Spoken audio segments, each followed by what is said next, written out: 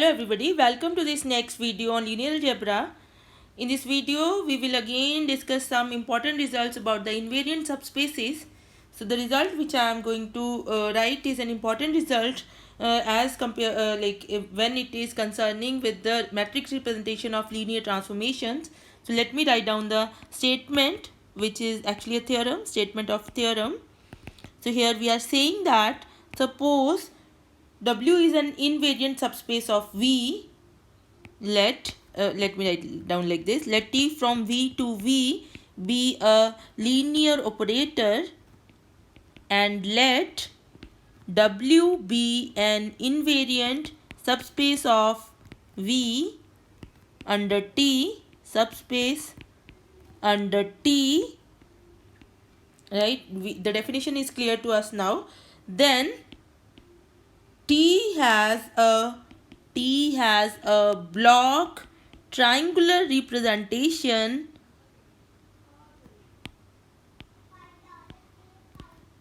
which is of this form A, B, C, 0, where A, B, C are matrices, where A, B, C are matrices, and we are saying that this is with respect to some basis of V. Right? So obviously when you talk about the matrix representation, it means that you are talking about some basis of B. So you are saying that there is a basis B of V for which the matrix representation is taking this form in particular, and you can further say that further the matrix A is actually matrix representation of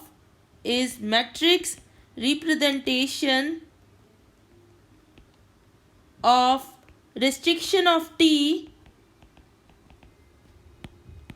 on W. So you have this thing that T is a linear operator from V to V, and here sits a matrix subspace W which is T invariant, right? So this is a subspace which is T invariant. Then obviously you have a linear transformation from W to W, which we denote as restriction. This we call it as T hat. Restriction you call it as T hat. Then obviously there is a matrix representation of T hat with respect to a basis of W, right? And we want to say that a matrix representation of T with respect to a basis of V is equal to a matrix representation of T tilde with respect to some basis B1 of W, 0 here, and some other matrix here. We don't know anything about the matrix B and C. So we are saying that there is at least one representation of T which takes block triangular form, and in that block triangular form we know about the matrix which is at the top. Okay, so let us prove it. It is very simple to prove. So you see what you are saying. Again you look at this picture, and it should come to your mind that because we are talking about the matrix representation of the linear transformation, so we should start with the basis. And in particular, we will start with the basis of W, right? So let us start with the basis W1, W2, WR of W, right? Let us start with the basis W1, W2, WR of W. Okay, so this is a situation. This is a vector subspace W, then this is a vector space V. So you are starting with the basis of W, and we know that we can always extend basis of the subspace to the basis of V. Now what you do, you extend this basis to a basis of V, right? So let us say that you extend this basis like this: W1, W2, W3, WR. This is the basis of W. Then you add V1, V2, Vs, because we don't know anything about the dimension of V. So we say that suppose these are the elements which we have added to make a basis of V. So this is the basis of V. Right. Now let us see, you call this basis as something, say B1 or just B. Let us see what is the matrix representation of T with respect to this basis. Fine. So for that, what we will do, we'll start with T of W1. That is T of W1. Can you tell what is this? Now because W1 is an element of W and W is T invariant, it means that T of W1 is also an element of W. It means that this will be a linear combination of the elements W1, W2, W3, WR, and there will be no components for V1, V2, Vs.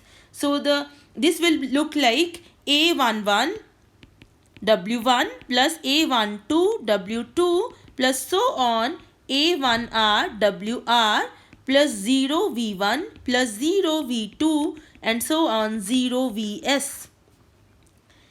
Is that thing clear? Let me explain again. I am saying because W1 is an element of W and W is T invariant, it means that T of W1 is also an element of W. It means that when you write it as linear combination of the basis element of B, then obviously because this is not a part of the basis of W, so only this elements will contribute to the linear combination and these elements will have zero coefficients when you write it in the linear combination. Similarly, if you write T of W2 with the same explanation which I have given it here, you can write it as A21 W1 plus A22 W2 and so on A2R WR plus 0 V1 plus 0 V2 and so on 0 Vs. This will go up to WR. This is how you write the matrix representation. You write T of each element in the basis as linear combination of elements in the basis. So this will go up to TWR. We have same explanation. This will be AR1 W1, AR2 W2 and so on ARR WR plus 0 V1 plus 0 V2 and so on 0 Vs. And after that, what you will do, you will have next element is V1. So you have T of V1. Now because we don't know anything about V1, so T of V1 will be linear combination of whole of these elements. So it will be, you can call it as B11 W1 plus B12 W2 and so on B1R WR plus B1. Then we have to write the elements for this V1. So you will write it C11 V1 plus C12 V2 plus so on C1S Vs. I hope this is clear what I am saying now. Because we don't know anything about V1, so T of V1 will be linear combination of all the elements in the basis. So you have to include these elements also now. Similarly, T of V2 will be B21 W1 plus B22 W2 and so on B2R WR plus then you have C21 V1, C22 V2 and so on C2S Vs. And similarly, then you will have T of Vs will be BS1 W1 plus BS2 W2 plus so on BSR WR plus CS1 V1 plus CS2 V2 and so on CSS Vs. Right. Now you have all these things. Let me just highlight. You have this here, then you have this here, this here. Now you write the matrix of T with respect to the basis B. So when you try to write T B B, what you are going to get is, first column will be these elements A2, A11, A12, A11R, A1R 0 0 0. So what you will get? You will get A11, A11, A12, right? Okay, and so on A1R and 0 here. Then the second column is going to be A21, A22, A2R and zeros at the end. So you have A21, A22, right? And then you have A2R, zeros here and so on. This will go up to R column. So you have rth column as AR1, AR2, ARR and zeros here. And then the next column is going to be B11, B12, B1R, B11, B12, B1R. Then you have C11, C12, C1S. And then you have next B21, B22, B2R. Then you have C21, C22, C2S. Fine? Are you getting? Then at the last column will be, you have BS1, BS2 and so on, BSR, then these elements CS1, CS2 and so on, CSS. So you see what you are getting. This is one matrix. And then you have another block here, another block here. So this matrix representation is of this form A, B, C and zeros here. Now let us see what is A. What is A?